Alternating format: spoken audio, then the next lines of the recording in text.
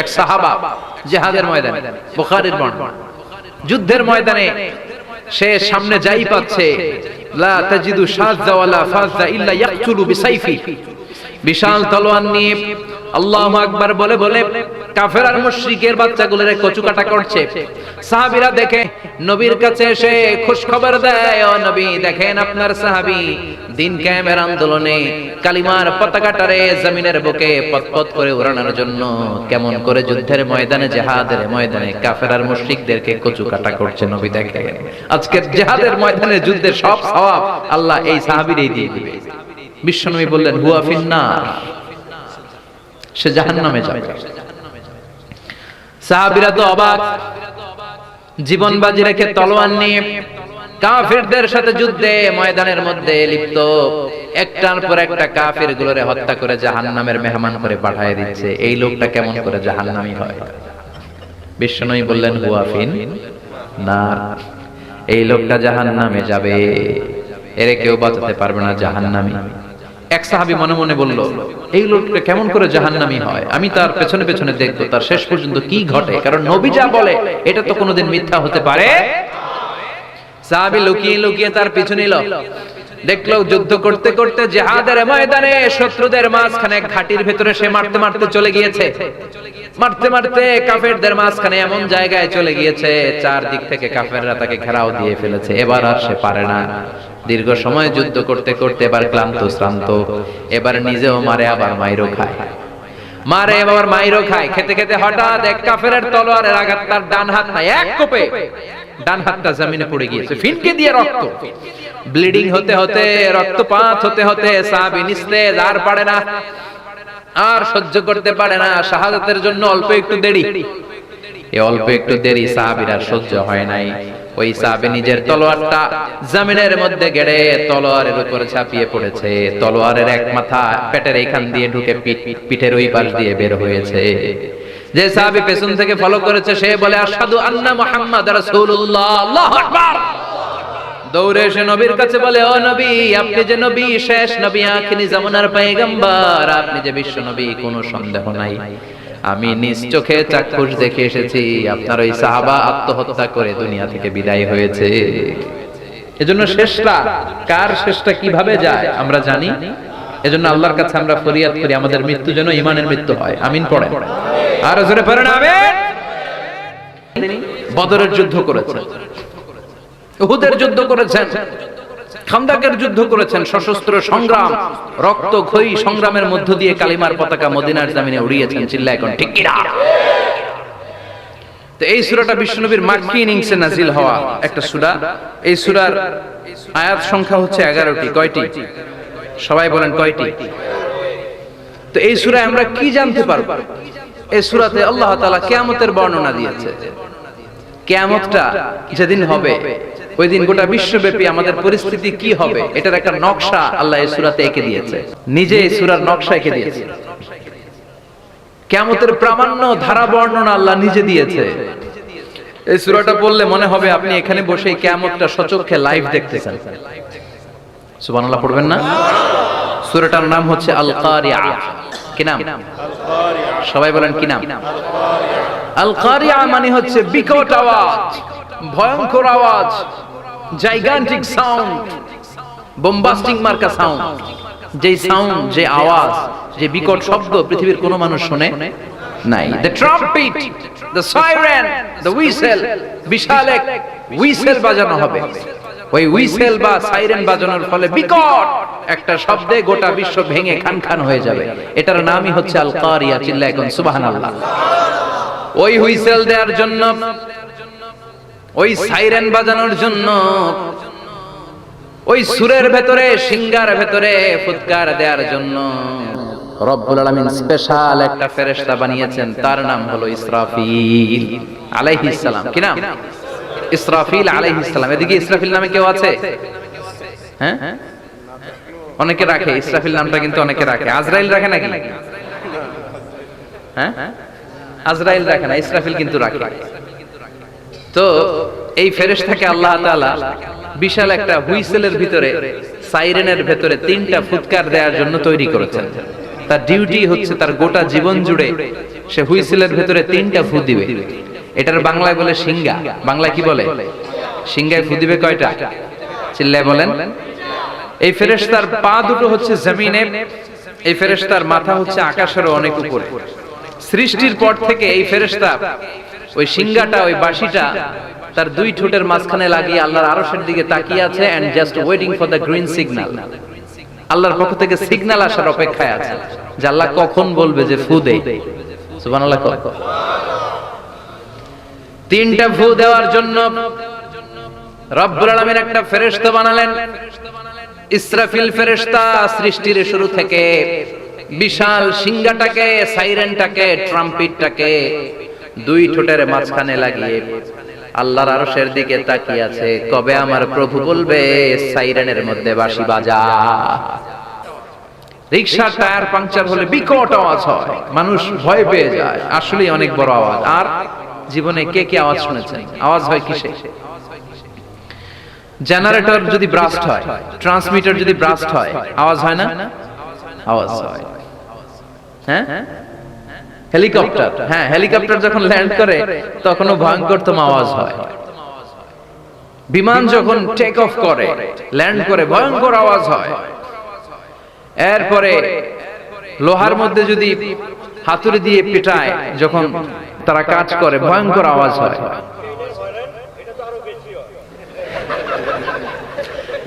ট্রেনের যে হর্ন বাজায়, যে ট্রেন আসতেছে, মাঝখানে চমৎকার কথা বলেছেন, মাঝখানে ওই যে ক্রসিং থাকে, ক্রসিং আটকে দিয়ে একটা হুইসেল বাজায়, বিকট আওয়াজ হয়। আর এই তো বেরোচ্ছে। আর কি আছে এরকম আওয়াজ? কে কোথায় শুনছেন? হ্যাঁ, এক্সক্লুসিভ আওয়াজ। হ্যাঁ, বিভিন্ন জায়গায় এক্সক্লুসিভ সাউন্ড হয়, ভয়ঙ্কর আওয়াজ। আর কোথায় কি শুনেছেন? হ্যাঁ, অ্যাক্সিডেন্টে আওয়াজ হয়, ভূমিকম্পেও মাঝে মাঝে ধপাস করে পড়ার আওয়াজ হয়। দপ্তরি যখন হাই স্কুলে ঘন্টা বাজায়, ছুটির ঘন্টা, কাছে দাঁড়ানো যায়, বিকট আওয়াজ হয়। আসলে এই পৃথিবীতে আমরা এক একজন এক এক সময় এক এক জায়গায় বিকট বিকট আওয়াজ শুনেছি। কিন্তু কিয়ামতের দিন ইসরাফিল যখন ওই সিংহার ভেতরে ফুৎকার দিবে, ওই ফুৎকারের যে আওয়াজটা হবে, এই আওয়াজটা কি এই আওয়াজগুলোর মতো? কথা বলেন। এর চেয়ে অনেক ভয়ঙ্করতম আওয়াজ, যে আওয়াজ শুনলে আপনার হৃদয় শিউরে উঠবে, কেঁপে উঠবে। এই আওয়াজটার নাম হচ্ছে আরবিতে আল কারিআ। কি নাম? চিল্লায় বলেন কি নাম? এজন্য আল্লাহ বললেন আল কারিআতু মাল কারিআতু ওয়া মা আদরাকা মাল কারিআ। সেদিনের আওয়াজটা হলো ভয়ঙ্কর আওয়াজ। ওই আওয়াজটার নাম আমি আল্লাহ দিয়েছি আল কারিআ। আল কারিআ মাল কারিআ ওয়া মা আদরাকা মাল কারিআ। 3 বার তিনি সূরার শুরুতে 3 বার এই শব্দটা উচ্চারণ করেছেন। কয়বার? কথা বলেন। 3 বার। যে কোনো জিনিস 3 বার যখন আমরা বলি, গুরুত্ব বোঝানোর জন্য বলি, বলি না? বিশ্বনবী মাঝে মাঝে কোন জিনিসের ইম্পর্টেন্স, সিগনিফিকেন্স, তাৎপর্য এবং গুরুত্ব বোঝানোর জন্য 3 বার বলতেন। কয়বার? একবার বিশ্বনবী তাকওয়া নিয়ে ওয়াজ করতেছিলেন আর বলছিলেন আত-তাকওয়া হা হুনা, আত-তাকওয়া হা হুনা, আত-তাকওয়া হা হুনা, ওয়া ইউশিরু ইলা সাদরিহি 3 মাররাত। তাকওয়া এখানে, তাকওয়া এখানে, তাকওয়া এখানে বলে বিশ্বনবী ওনার হৃদয়ের দিকে, কলবের দিকে 3 বার ইঙ্গিত করেছেন। কয়বার? তাকওয়া মানে কার ভয়? আল্লাহর ভয়। আল্লাহর ভয় নিয়ে যখন ওয়াজ করছিলেন বিশ্বনবী বলছেন তাকওয়াটা এখানে, এখানে, এখানে।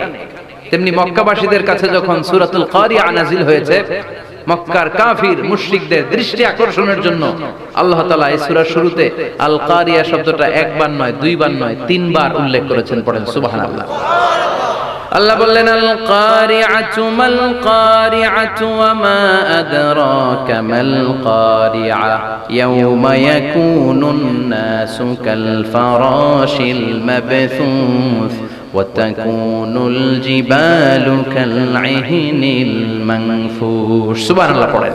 ঘুমালে আরো দূরে যায়, বাতাসের ছাপটা ওটা কোথায় যে চলে যায় কেউ জানে না। পৃথিবীর বড় বড় সাইজের পাহাড়গুলো সেদিন এই তুলার মতো, তুলা যেমনি বাতাসে ধ্বনিত হয়, পাহাড়গুলো সেদিন তুলার মতো বাতাসে ধ্বনিত হতে থাকবে। চিল্লায় কোন আল্লাহু আকবার।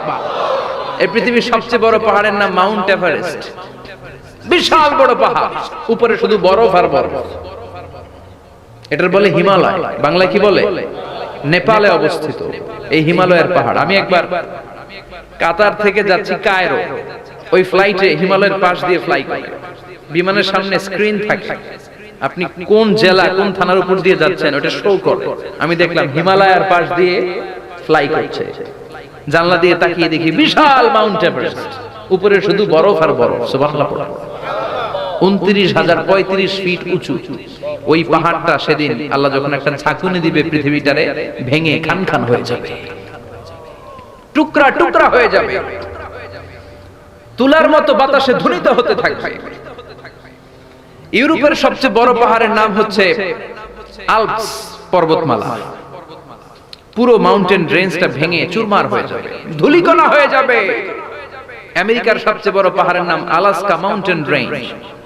অ্যাটলাস বা ম্যাপ নিয়ে যাদের পড়াশোনা আছে দেখবেন ইউনাইটেড স্টেটস অফ আমেরিকা, এখানে নর্থ আমেরিকার পাশে বড় করে লেখা আলাস্কা, পুরোটাই পাহাড়, আমেরিকার সবচেয়ে উঁচু পাহাড়। এই পাহাড়গুলো সেদিন ভেঙে টুকরা টুকরা হয়ে যাবে। বাংলাদেশের ময়মনসিংহে আছে আমাদের এদেশের সবচেয়ে বড় পাহাড়, গাঢ় পাহাড়, নাম শুনছেন? আল্লাহ জানে কি জানি হবে সেদিন আমাদের পাহাড়ের অবস্থা। তাজিংডং বিজয়, বান্দরবানে কেওক্রাডাং, চিম্বুক, চিম্বুকের চূড়ায় আমি উঠেছিলাম 2002 সালে। সেখানে পার্সোনাল প্রাইভেট কার নিয়ে যাওয়া যায়, মাইক্রো নিয়ে যেতে পারবেন না। চাঁদের গাড়ি আছে একটা, ওইটা আলাদা এক্সট্রা 2-3টা ইঞ্জিন লাগে না, ওইটা দিয়ে টেনে টেনে আপনারা নেবে। উপরে সেনাবাহিনীর ক্যাম্প আছে। বাংলাদেশের তৃতীয় বৃহত্তম পাহাড়।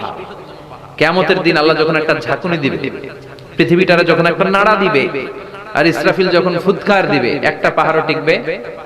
চিল্লায় বলেন টিকবে? এজন্য আল্লাহ বললেন ইযা যুলজিলাতিল আরদু জিলজালাহা ওয়া আখরাজাতিল আরদু আসকালাহা ইযা রুজ্জাতিল আরদু রাজ্জাও ওয়া বুসাতিল জিবালু বাসসা। সেদিন যখন আল্লাহ একটা ভূমিকম্প তৈরি করবে, পৃথিবীটাকে যখন নাড়িয়ে দিবে, কাঁপিয়ে দিবে, একটা পাহাড়ও টিকবে না, সবগুলো পাহাড় তুলার মতো ধুনিত হতে থাকবে, ছিন্ন হয়ে ডানে বায়ে ছিটকে পড়বে। চন্দ্র সূর্য আলো থাকবে না, মানুষের চোখগুলো ছানা বড়া হয়ে যাবে। ফাইদা বারিকাল বাসারু ওয়া খাসাফাল কামারু ওয়া জুমিআশ শামসু ওয়াল কামার ইয়াকুলুল ইনসানু আইনাল মাফার। চাঁদে আলো থাকবে না, সূর্যে আলো থাকবে না, প্রক্সিমা সেন্ট্রাইতে আলো থাকবে না, আলফা সেন্ট্রাই এ, আলফা সেন্ট্রাই বি, ইটা ক্যারিনা, বেটেলজিউস, অ্যান্ড্রোমেডা, একটার ভেতরেও সেদিন আলো থাকবে না, সবগুলো অন্ধকার হয়ে যাবে। সাগরের পানির মধ্যে সেদিন দাউ দাউ করে আগুন জ্বলবে। সেই দিনটার নাম হচ্ছে আল কারিয়া। মাল ওয়ামা আদরাকা মাল। মানুষগুলো পাগল হয়ে যাবে। কেউ থাকবে তখন টয়লেটে, ইমাজিন কেমন ভাবে আল্লাহ নকশা এঁকেছেন। কেউ থাকবে টয়লেটে, কেউ থাকবে ক্ষেত খামারে, কেউ থাকবে অফিস আদালতে, কেউ থাকবে রান্নাঘরে, কেউ থাকবে মৌজ মাস্তির ভেতরে। ঠিক তখনই কিয়ামত হয়ে যাবে, কেউ পার পাবে না। সবার মুখে একটা চিৎকার, আইনাল মাফার, পালাবো কোথায়? কিয়ামতটা শুধু পৃথিবীর একদিকে অনুষ্ঠিত হবে না, গোটা বিশ্বব্যাপী হবে, তাই না? নাকি বাংলাদেশে কিয়ামত শুরু হইলে সৌদিতে হবে না? হ্যাঁ, আমেরিকাতে হবে না, সুইজারল্যান্ড, ইন্দোনেশিয়া, অস্ট্রেলিয়া, গোটা বিশ্বব্যাপী একসাথে কিয়ামতের ভয়ঙ্কর দৃশ্যের অবতারণা ঘটবে। চিল্লা এখন ঠিক কি না? মা তার ছেলেরে চিনবে না, দুধের বাচ্চাকে রেখে মা পালাবে।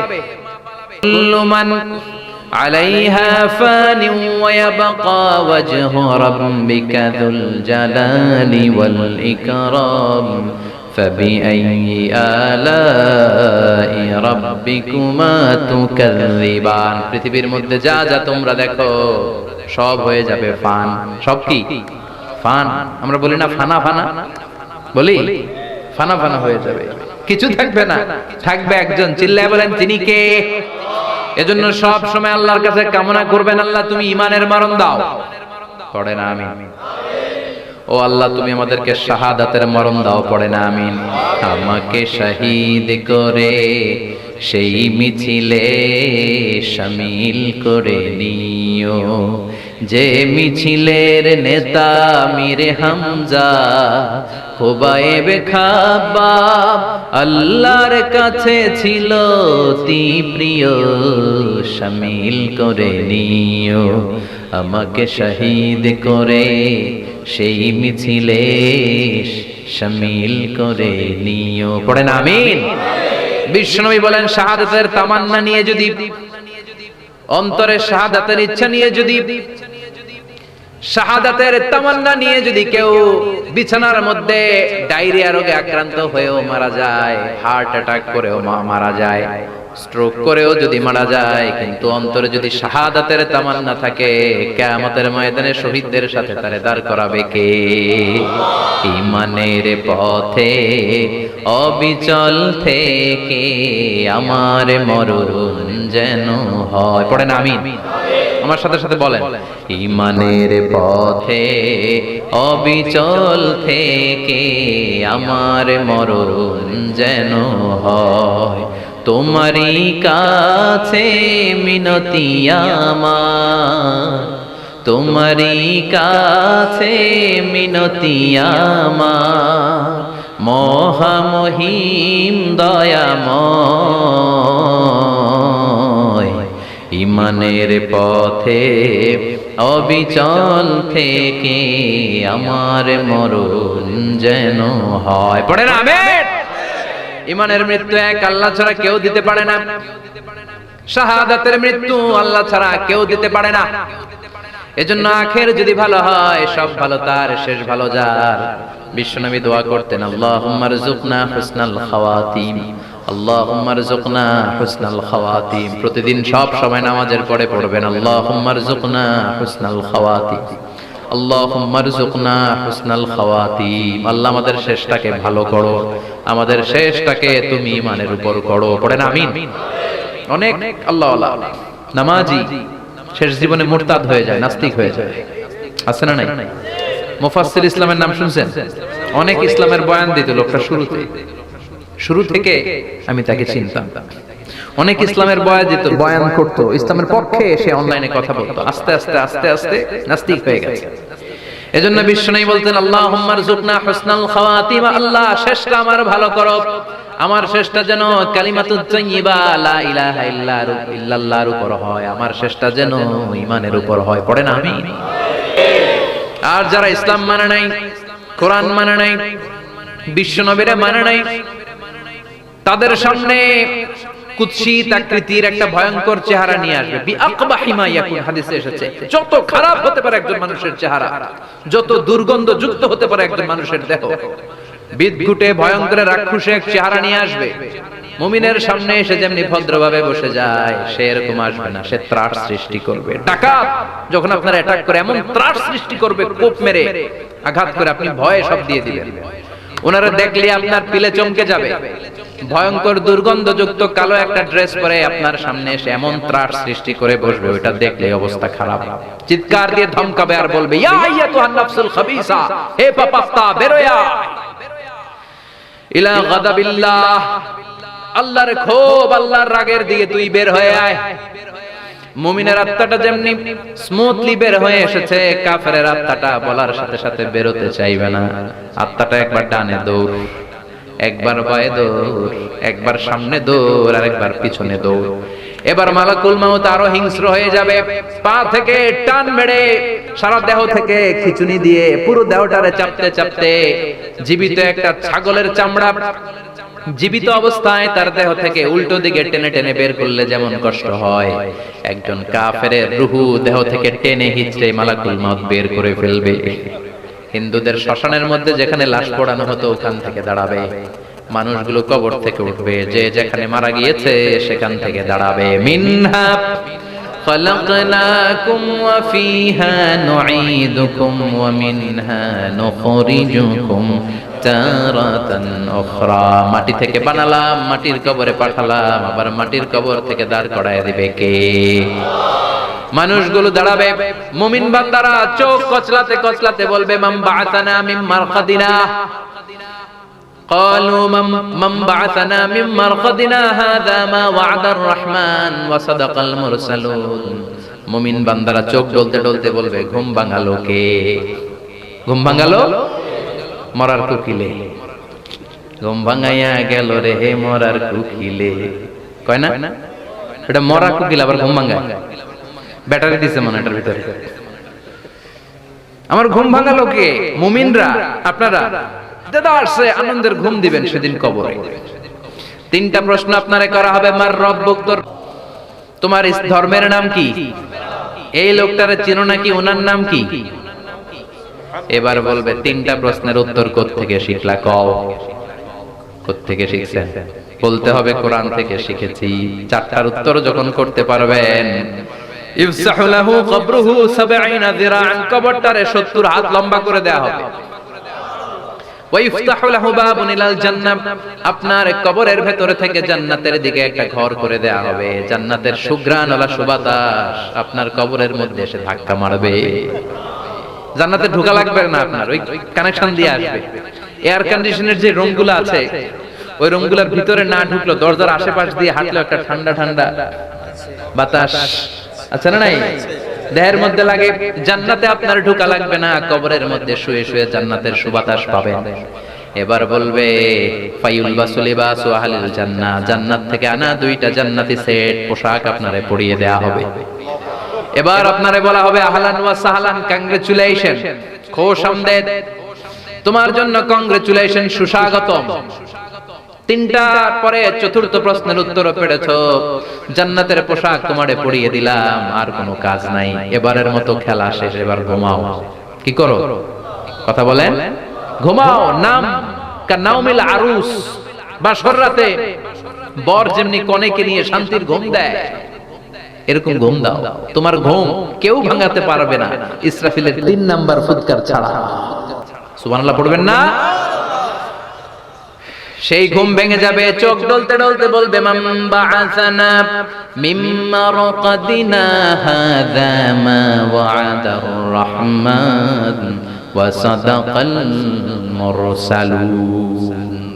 চোখ ডলতে ডলতে বলবে, কে আমাদের ঘুম ভাঙালো? ফেরেশতারা বলবে হাযা মা ওয়া'দার রহমান, এটা সেই দিন যে দিনের ওয়াদা দিয়েছে কে? আজকের দিনটা হলো ফাইনাল দিন। আজকের খেলাটা হবে ফাইনাল খেলা, দ্য ফাইনাল ডে।